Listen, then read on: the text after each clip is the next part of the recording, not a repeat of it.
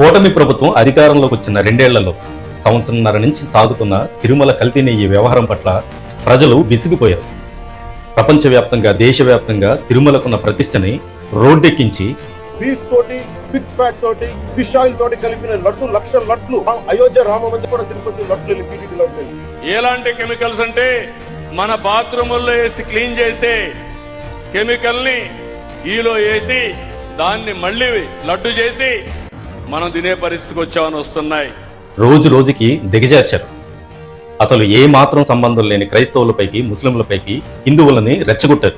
ఇలాంటి అపవిత్రం ఒక చర్చి మీద జరిగిన ఒక మస్జిద్ మీద జరిగిన దేశం అల్లకల్లోలం చేసేస్తారు. ప్రతి హిందూ నేర్చుకోవాలి, ఇది ప్రతి హిందూ ఆత్మపరిశీలన చేసుకోవాలి. మీరు బయటికి రావాలి. తప్పు జరుగుతూ ఉంటే కూర్చొని చేతులు కట్టుకుని మనకెందుకులు అంటే ఇలాగే ఉంటాయి. ఇది మారాలి. కూటమి చేతిలోనే అధికారం ఉంది. హిందువుల మనోభావాలు తిరుమల ప్రతిష్టను కాపాడాలనే ఉద్దేశం గనక కూటమి ప్రభుత్వానికి ఉంటే ఈ కల్తీ నెయ్యి వ్యవహారంలో దోషులెవరో తేల్చి ఇకపై ఆ తప్పు జరగకుండా తిరుమల ప్రతిష్టని కాపాడి ఉండేది.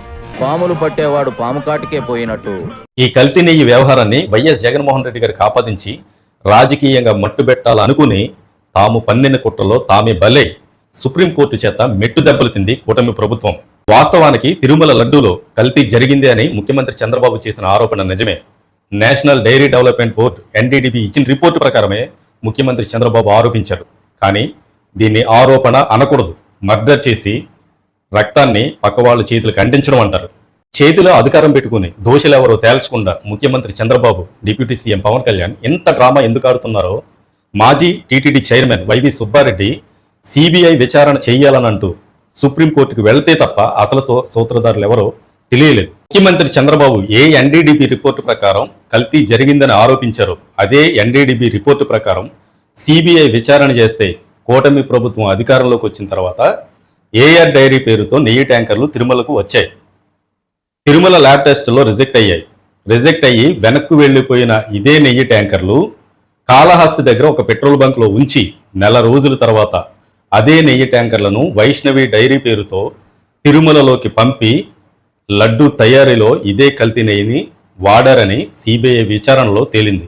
అసలు ఈ వైష్ణవి డైరీ ఎవరిదని విచారణ చేస్తే ఈ వైష్ణవి డైరీ ఎవరిది అధ్యక్ష?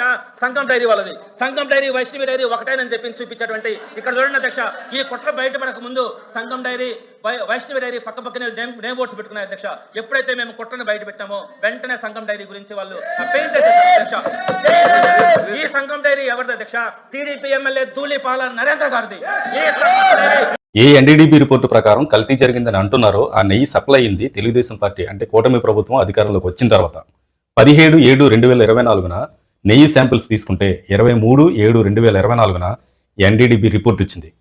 ఆల్రెడీ అప్పటికి తిరుమల ల్యాబ్ రిపోర్ట్స్లో రిజెక్ట్ అయిన ఇదే నెయ్యిని వైష్ణవి డైరీ పేరుతో పేరు మార్చి తిరుమలలోకి అలౌ చేశారు. ఈ వైష్ణవి డైరీ ఎవరిదంటే తెలుగుదేశం పార్టీ నాయకుడు దుల్లిపాల నరేంద్రకు సంబంధించిన సంఘం డైరీ మ్యానుఫ్యాక్చరింగ్ యూనిట్. ఇది అసలు కథ. సంవత్సరంన్నర పాటు చేతిలో అధికారం ఉండి దోషులు ఎవరో తేల్చకుండా ఎంత డ్రామా ఎందుకు ఆడాల్సి వచ్చిందంటే మెజారిటీ హిందువుల్ని జగన్ గారికి దూరం చేసి రాజకీయంగా మట్టుబెట్టాలనేది నెంబర్ 1 కుట్ర. 2 కూటమి ఇచ్చిన హామీలు, కూటమి చేస్తున్న అరాచకాల నుండి మత కలహాలు సృష్టించి ప్రజలను డైవర్ట్ చేయాలి. నెంబర్ 3 చంద్రబాబుకు సంబంధించిన బెనామీ కంపెనీలకు తిరుమల నెయ్యి కాంట్రాక్టులు ఇచ్చి వ్యాపారపరంగా లాభపడాలి. అందుకే గౌరవ సుప్రీంకోర్టు గత ప్రభుత్వంలో కల్తీ జరిగిందే అనడానికి మీ దగ్గర ఏమైనా ఆధారాలు ఉన్నాయా? ఏ ఆధారాలు లేకుండా మీరు కల్తీ జరిగిందని అనడానికి మీరు ఏమైనా నిపుణులు అంటూ పదే ప్రశ్నిస్తూ కూటమి ప్రభుత్వాన్ని మెట్టుతో కొట్టింది.